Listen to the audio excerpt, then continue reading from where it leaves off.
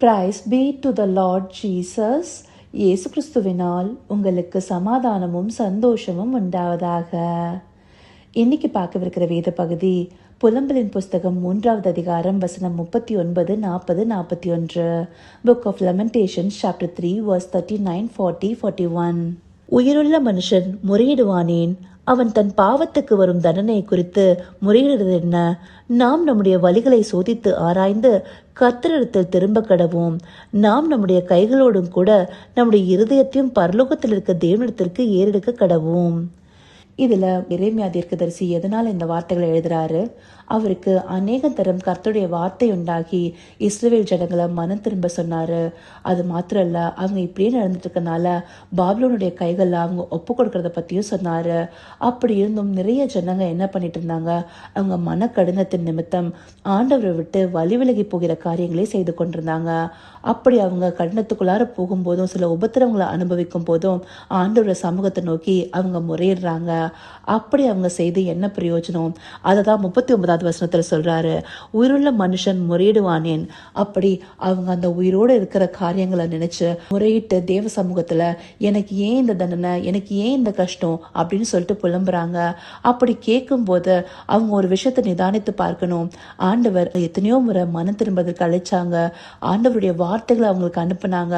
ஆனா அந்த சமயத்துல எல்லாமே அவங்க தன்னுடைய இருதயத்தை திருப்பல, அவங்க அந்த இருதயத்தை கடினப்படுத்தி கொண்டே இருந்தாங்க.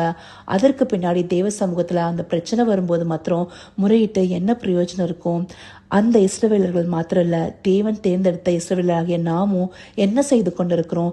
நிறைய நேரங்களில் நம்மளுக்கு பிரச்சனைகளும் நெருக்கங்களும் ரொம்ப வரும்போது ஆண்டவருடைய சமூகத்துல அப்பதான் பிரேயருக்காக உட்கார்ந்து எனக்கு ஏன்பா இந்த இது, நான் உங்களை தானே நம்பியிருக்கேன், நான் உங்களை மாத்திரம் தானே நோக்கி பார்க்கிறேன், எனக்கு ஏன் இப்படி எல்லாம் நெருக்கங்கள் வருதைக்கிறோம்?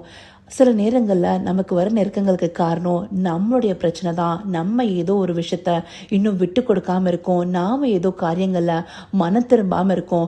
அந்த பாவத்திலேருந்து மனம் திரும்பாம விட்டுட்டு எனக்கே இந்த தண்டனைன்னு சொல்லிட்டு நம்ம முறையிட்டு என்ன பிரயோஜனம் உண்டாகும்?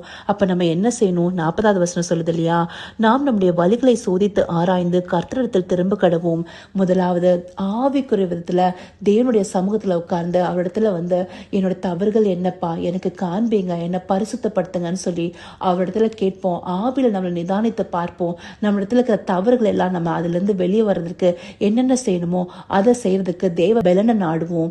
அப்படி நாம செய்யும் போது 41வது வசனத்துல ஒரு விஷயம் நேர்த்தியா எரேமியா சொல்லியிருக்காரு பாருங்க, நம்முடைய கைகளை மாத்திரம் இல்ல, நம்முடைய இதயத்தை பரலோகத்துல இருக்கிற தேவனத்துக்கு நேராக ஏறெடுக்கணும்னு சொல்லிட்டு நம்ம முழங்கால் படிடும் போது அந்த பிரச்சனை நெருக்கமே நம்மளோட மனசுக்குள்ளார முழுமையா இருக்கு.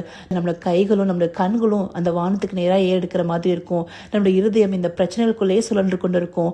அப்படி இல்லை, நம்முடைய இருதயத்தையும் அவருக்கு நேராக ஏறெடுத்து அவரை முழுமையா மகிமைப்படுத்தி என்னுடைய தவறுகளை எனக்கு நீங்க காண்பிச்சு கொடுங்கப்பா, என்னை மனம் திரும்பதற்கு எதுவா நடக்க பண்ணுங்க அப்படின்னு சொல்லிட்டு அவரை கேட்கும் போது அவர் நம்மளை நடத்தாம விட்டுருவாரா?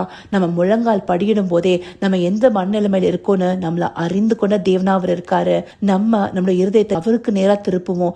அப்படி திருப்பும் போது அவர் நமக்கு பதில் செய்கிறவரா இருக்காரு, நம்மள அந்த பாவத்திலிருந்து மீட்டெடுக்கிறவரா இருக்காரு. அப்படி இல்லவா ஒரு மன திரும்புதல் உண்டாகணும். நிறைய நேரங்களில் ஓகே, பாவத்தை அறிக்கை செஞ்சு அதை விட்டோம்னா தேவன் நம்மளுக்கு மன்னிப்பு கொடுப்பாருன்னு சொல்லிட்டு அந்த விட்டுறதுங்கிற அந்த விஷயத்தையே விட்டுருவாங்க. அவங்க அந்த பாவத்தை அறிக்கையிடுவாங்க, திருப்பி சில நேரங்கள் அந்த பாவத்துக்குள்ளேயே போவாங்க. தேவனிடத்துல பெலனை கேளுங்க, திருப்பி நான் அந்த பாவத்துக்குள்ளாக கூடாது, நான் மனம் மாறணும், என்னை நான் பரிசுத்தப்படுத்திக் கொள்ளணும், உங்களுடைய பிள்ளையா இருக்கணும், எனக்கு இந்த வருகிற தண்டனைகள்ல இருந்து நான் திரும்பத்தக்க விதத்துல என்னுடைய மன திரும்புதல் உண்டாகணும்னு நம்ம ஆண்டவரை நோக்கி கேட்கணும்.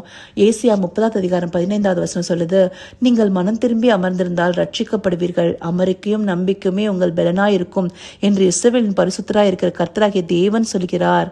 அப்போ இந்த இடத்துல தெளிவா நம்மளுக்கு சொல்லப்பட்டிருக்கு இல்லையா, நம்ம மனம் திரும்பினா ரட்சிக்கப்படுவோம், அமரிக்கையும் நம்பிக்கையுமே நம்மளுக்கு பலனா இருக்கும்.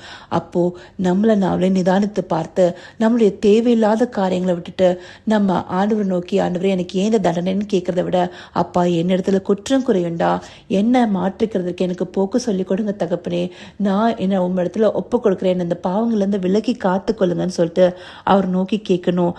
இந்த வார்த்தையில காண்பிச்ச தேவனுக்கு நாம நன்றி தெரிவிப்போமா?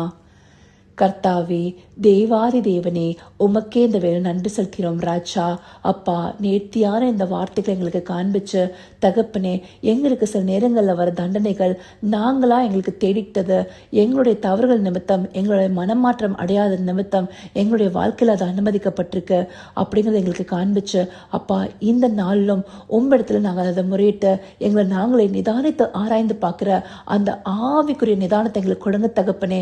அப்பா, எந்த வழிகளெல்லாம் நாங்கள் எங்களை மாற்றிக்கணுமோ, எந்த வழிகளெல்லாம் நாங்கள் எங்களை இன்னும் பரிசுத்தப்படுத்திக் கொள்ளணுமோ அப்படி பரிசுத்தத்துக்கு நேராக நடத்துகிற மனம் திரும்பதை எங்களுக்கு கொடுங்க தகப்பனே. அப்போ நாங்கள் எங்கள் கைகளையும் கண்களையும் மாத்திரம் இல்லை தகப்பனே, எங்களை இருதயத்தையும் பரலோகத்துக்கு நேராக எடுத்து அப்பா உண்மையே நோக்கி பார்க்கணும் ராஜா. அந்தபடி உண்மை நோக்கி பார்த்து எங்களுடைய பாவங்களிலிருந்து நாங்கள் வெளிவரணும் தகப்பனே. எங்களை இன்னமும் நாங்கள் பரிசுத்தமாக்கி கொள்ளணும் தகப்பனே. உம்முடைய நாட்களில் தகப்பனே, பரிசுத்தம் உள்ளவன் இன்னும் பரிசுத்தமாகட்டும், நீதி செய்கிறவன் இன்னும் நீதி செய்யட்டும் என்று வார்த்தைகள் சொல்லுதபடி நாங்கள் உண்மை நம்பி இருக்கிறதோடு மாத்திரமல்லாமல் எங்களை பரிசுத்தப்படுத்திக் கொள்ளணும். உம்முடைய வார்த்தைகளை கைக்கொள்வதே உம்மீது நாங்கள் காண்பிக்கிற உண்மையான அன்புன்னு எங்களுக்கு இந்த மாத்தில காண்பிச்சிங்க. அப்படி உங்களுடைய வார்த்தைகளை கைக்கொண்டு உம்மீது அன்பா இருக்கிற ஜனமாய் அப்பா, நீர் சொன்ன வார்த்தையின்படி அமெரிக்கையும் நம்பிக்கையுமே எங்கள் தேவ பலனா இருக்கும்படியான ஒரு வாழ்க்கையை வாழ எங்களுக்கு தயவு பாட்டுங்க ராஜா. அப்படின்னு நீங்க எங்கள் நடத்த போயிருக்க கிருபைக்காய் நன்றி. சகலவித துதி மகிமை கனம் யாவும் ஒருவருக்கே செலுத்தினோம். இயேசு கிறிஸ்துவின் மூலமாய் வேண்டிக் கொள்கிறேன் பிதாவே. ஆமென், ஆமென்.